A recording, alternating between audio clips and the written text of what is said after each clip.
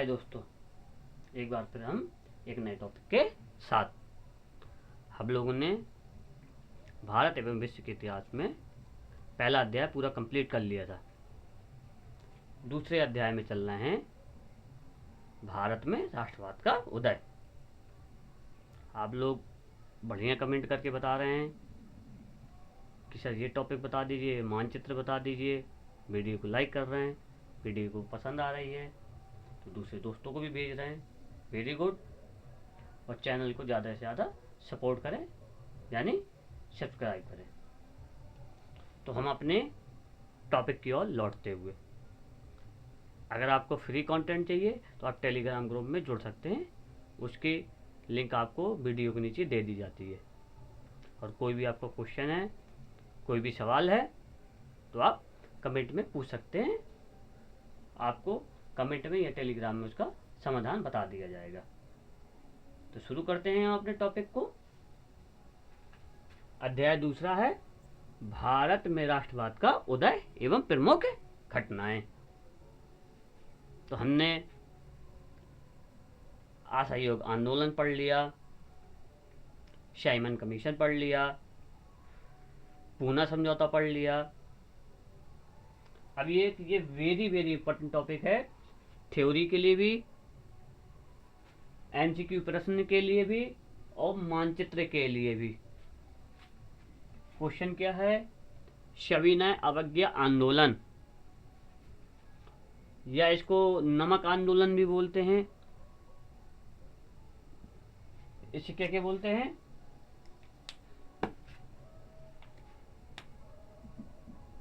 नमक आंदोलन, या इसी को दांडी यात्रा, दांडी यात्रा भी बोलते हैं। तो पहले आप इसके अन्य नाम दो आपने याद कर लिए, पूछ लेता कि दांडी यात्रा क्या है या नमक आंदोलन कौन सा है। तो इसी को सविनय अवज्ञा आंदोलन को ही इसी के नाम से जानते हैं। पहले आप इसका परिचय लिख लीजिए, नहीं फिर जगह नहीं बचती है तो इसलिए परिचय लिख नहीं पाते हैं। आप लोग कॉपी निकाल लें और पेन को ले लें और आप परिचय लिखना शुरू करें। लिखें, सन 1922 ईस्वी में, सन 1922 ईस्वी में गांधी जी ने असहयोग आंदोलन के बाद लगभग 10 वर्षों के बाद पुनः अंग्रेजों की दोषपूर्ण नीतियां एवं अत्याचारी शासन के खिलाफ एक आंदोलन शुरू किया,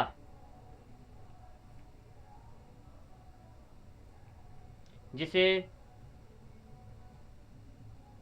सविनय अवज्ञा आंदोलन कहते हैं। यह आंदोलन गांधी जी का दूसरा सबसे बड़ा अखिल भारतीय आंदोलन था, जिसने अंग्रेजों की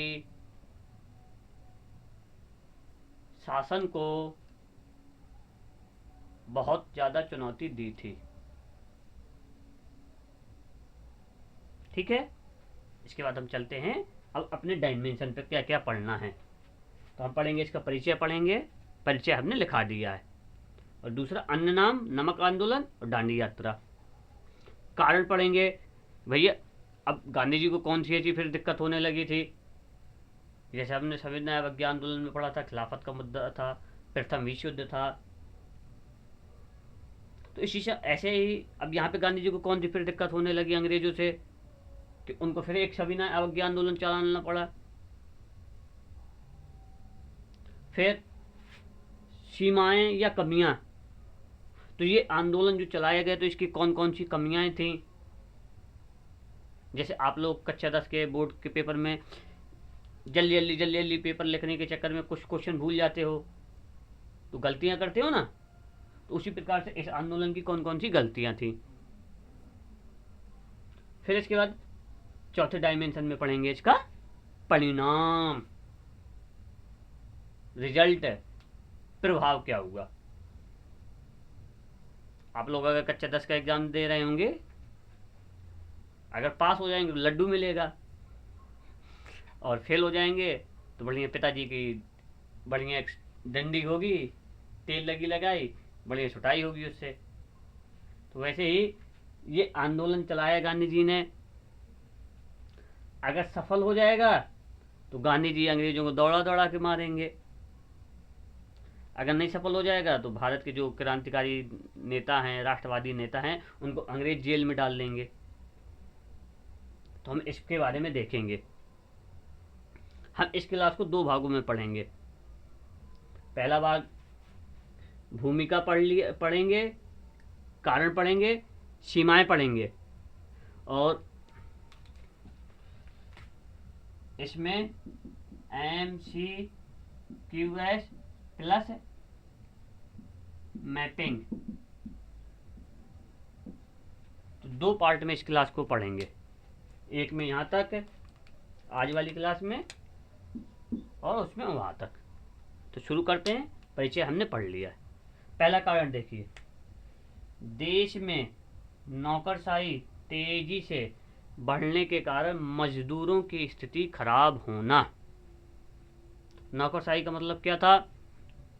अंग्रेजों ने भारत के जो बड़े बड़े जमींदार थे उनको कहीं स्थायी बंदोबस्त, कहीं रैयतवाड़ी बंदोबस्त, कहीं महलवाड़ी बंदोबस्त के तहत भारत के जो किसान थे ना, उनकी जमीनों को बड़े बड़े जमींदारों को दे दिया था।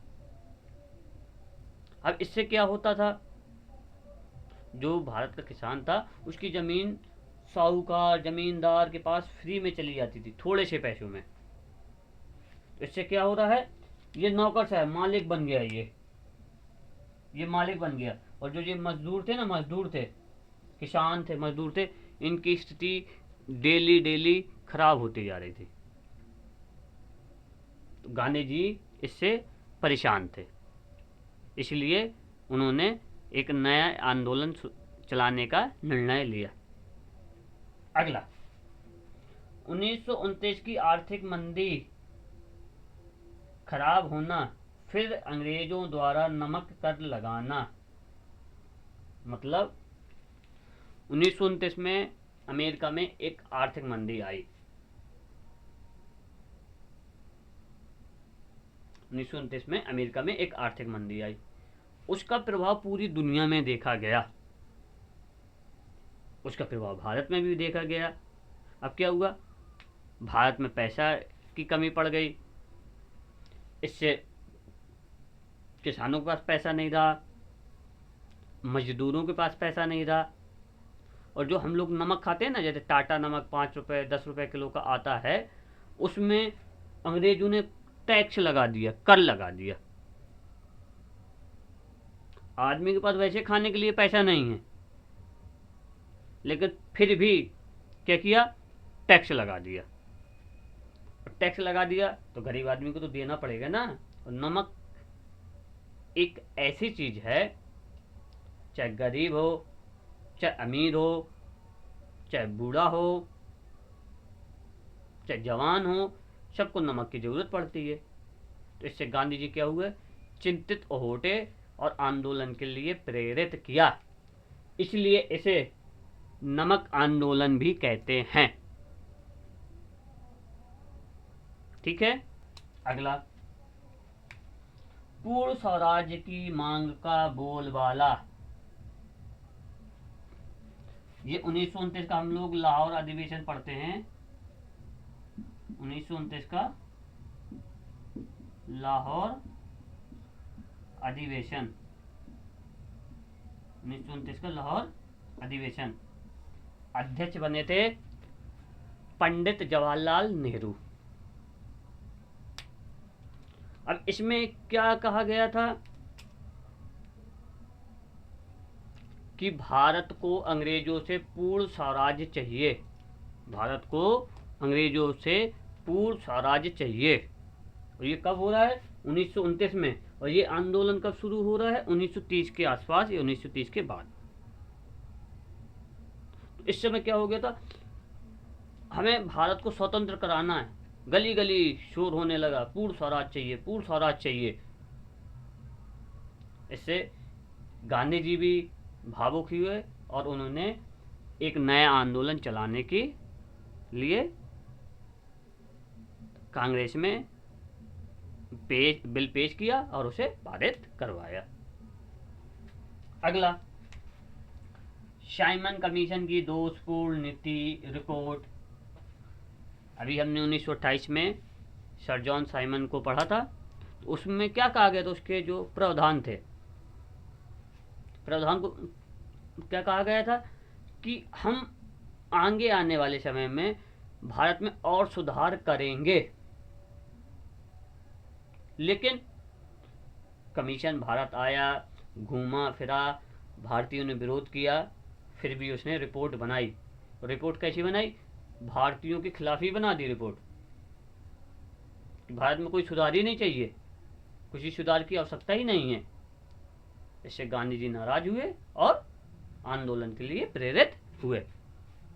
अगला, गांधी जी की 11 सूत्रीय मांग अस्वीकार करना।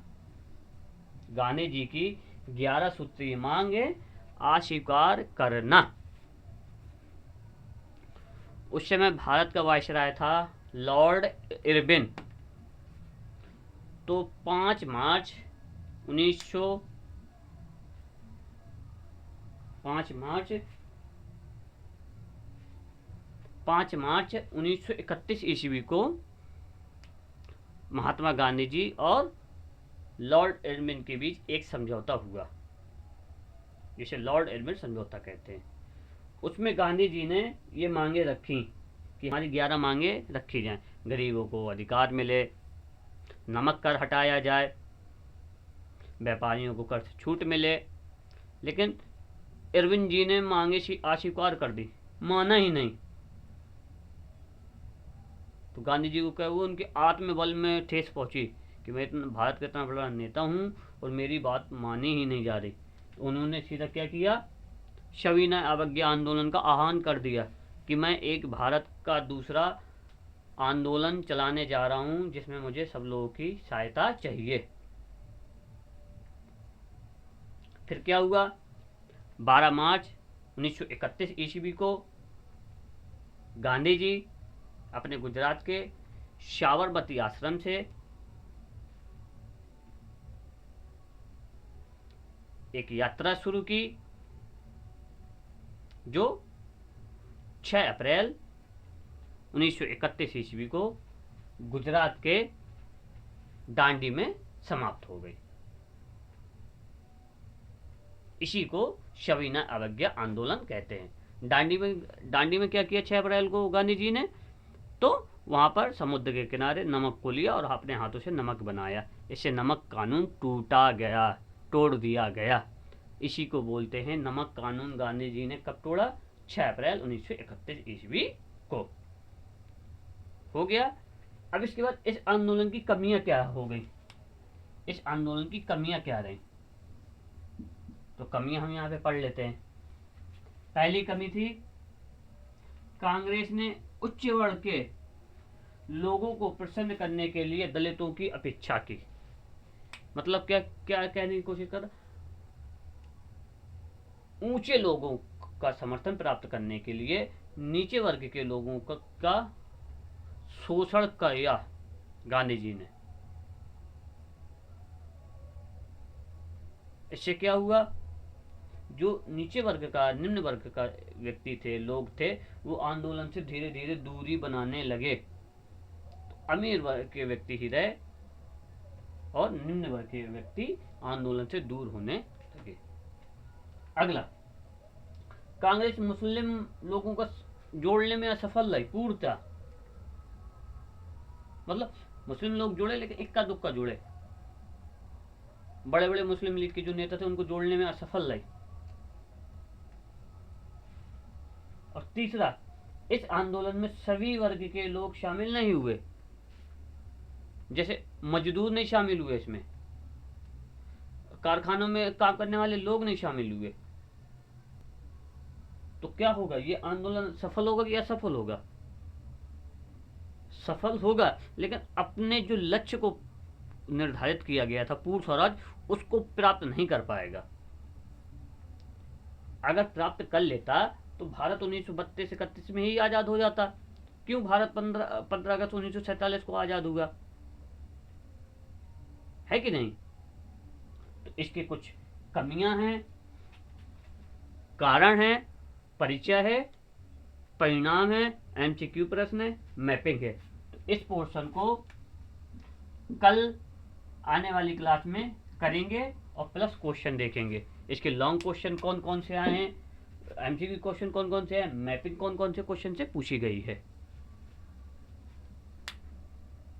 अब इस टॉपिक को यहीं समाप्त करते हुए असहयोग आंदोलन का पार्ट 2 अगली कक्षा में पढ़ेंगे। और अब आपको डेली 11 बजे क्लास मिलने लगेगी लाइव, उसके लिए आप टेंशन न लें। और क्लास को ज़्यादा से ज़्यादा लाइक करें, चैनल को सब्सक्राइब करें। अगर कोई दिक्कत समस्या है, कोई दिक्कत समस्या परेशानी है, तो आप कमेंट करके बता सकते हैं। Thank you.